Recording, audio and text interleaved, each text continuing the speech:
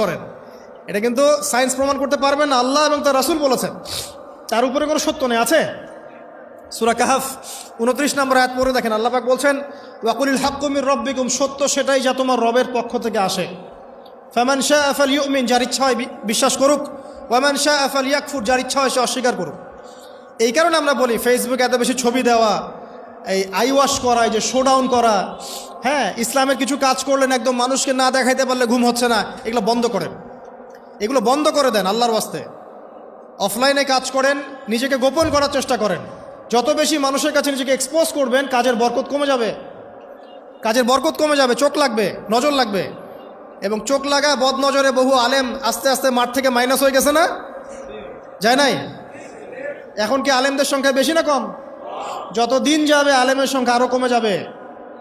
নবীজি বলেছেন আলেমদের সংখ্যা কমতে থাকবে, মানুষ জাহেলদেরকে আলেম বানিয়ে নেবে।